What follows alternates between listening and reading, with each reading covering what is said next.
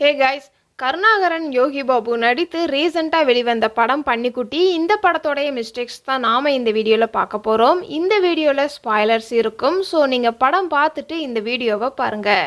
இந்த படத்தோடைய ஸ்டார்டிங்கில் கருணாகரன் சூசைட் பண்ண போகிறேன்னு லெட்ரு எழுதிட்டு சாப்பிட உட்காருவார். அப்போ பக்கத்தில் உப்பு ஜாடி இருக்காது. அடுத்த ஃப்ரேம்லேயே உப்பு போட மாட்டா தங்கச்சி அப்படின்னு சொல்கிற டைலாக் பேசிட்டு அடுத்த ஃப்ரேம்லேயே உப்பு ஜாடி பக்கத்தில் இருக்கும். ஆனால் எடுத்துருக்கிற மாதிரியே காட்டியிருக்க மாட்டாங்க. இது சாப்பிடும்போது தண்ணீர் தவிக்கும். அப்போ தண்ணி குடத்துல இருந்து எடுக்கிற மாதிரி காட்டியிருப்பாங்க. தண்ணியை எடுக்கிற மாதிரி காமிக்கல அப்படின்னா உப்பு ஜாடியோடைய மிஸ்டேக்கு தெரிஞ்சிருக்காது.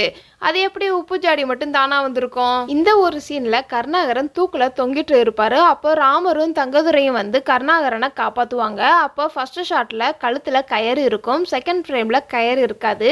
தலையில கட்டி தொங்க விட்டுட்டு போயிடுவாங்க. கழுத்துல இருக்கிற கயிறு எங்க போச்சு? இந்த படத்தில் கருணாகரனும் ராமரும் சேர்ந்து பைக்கை திருடுற மாதிரி காட்டியிருப்பாங்க. அந்த பைக்கோட ஓனரும் பைக் வேணும்னு சொல்லி கத்திக்கிட்டு வருவார். அதோட அந்த சீனை வந்து கட்டாயி அதுக்கப்புறம் அந்த பைக் ஓனரும் வண்டியை தேடி வரவே மாட்டார். அட்லீஸ்ட்டு போலீஸ்கிட்டையாவது கம்ப்ளைண்ட் கொடுத்து போலீஸாவது இந்த பைக்கை தேடிட்டு வரணும். அப்படியும் வந்திருக்க மாட்டாங்க. இந்த படத்தை பார்க்குறவங்க பைக்கு திருடுற இந்த ஒரு சீனை மட்டும் நம்ம பார்க்காம விட்டோம் அப்படின்னா இந்த படத்தில் கருணாகரன் வச்சிருக்கிற பைக்கு அவருடைய சொந்த பைக் மாதிரி தெரியும். இந்த சீனில் கருணாகரனும் ராமரும் சாப்பிட்டதுக்கான பணம் கட்டுற மாதிரி காட்டியிருப்பாங்க. அதில் ராமர் ஒரு டைலாக் சொல்லியிருப்பார், உன்னுடைய ஃபோன் நம்பரை நான் 500 ரூபா நோட்டில் எழுதி கொடுத்தேன் அப்படின்னு. அதுக்கு பதிலாக ஹீரோயின் 100 ரூபா நோட்டில் அந்த பொண்ணோடைய மொபைல் நம்பரை எழுதி கொடுக்குற மாதிரி காமிச்சிருப்பாங்க. ஆனால் ஹீரோயின் மட்டும்தான் எழுதுகிற மாதிரி காட்டியிருப்பாங்க. ராமர் எழுதுகிற மாதிரி காட்டியிருக்க மாட்டாங்க. ஏன், அவர் பாக்கெட்டில் பேனா கூட இருக்காது. அப்புறம் எப்படி அவர் வந்து கருணாகரனுடைய நம்பர் எழுதியிருப்பார்? இந்த சீனில் கருணாகரனும் ராமரும் பைக்கில் வர மாதிரி காமிச்சிருப்பாங்க. அப்போ பைக்கை பன்னி மேலே ஏற்றி பைக்கு கீழே விழுந்துரும். நல்லா கவனிச்சிங்க அப்படின்னா கருணாகரன் கணத்துலையும் ராமர் கணத்துலையும் அடிபட்ட மாதிரி காட்டியிருப்பாங்க. அதே இது சாமியார்கிட்ட வரும்போது 2 பேருக்கும் ஃபேஸில் காயம் இருக்காது. இந்த படத்தில் செகண்ட் டைம் கருணாகரன் சூசைட் பண்ண வரும்போது தங்கதுரையும் ஆட்டோல வர மாதிரி காமிச்சிருப்பாங்க.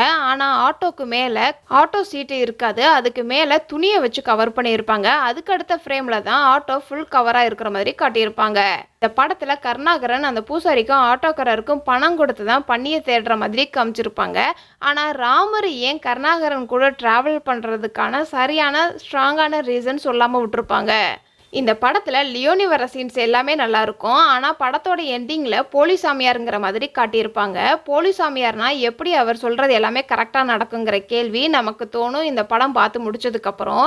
இந்த படத்தில் இந்த சாமியார் போலீஸ் சாமியாரா இல்லை நல்ல சாமியாரா அப்படின்னு சொல்லாமல் விட்டுட்டாங்க. இந்த ஷாட்டில் ராமர் ஃபுல் ட்ரிங்க்ஸில் காலையிலே இருக்கிற மாதிரி காட்டியிருப்பாங்க.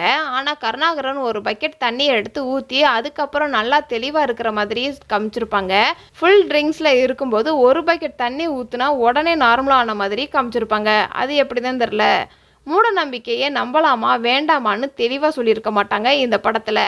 இதெல்லாம் இந்த படத்தில் நான் நோட் பண்ண சின்ன சின்ன கண்டினியூட்டி சொதப்பல்ஸ். இதை தவிர நீங்கள் இந்த படத்தில் ஏதாவது நோட் பண்ணியிருந்தீங்கன்னா கமெண்ட்ஸில் சொல்லுங்கள்.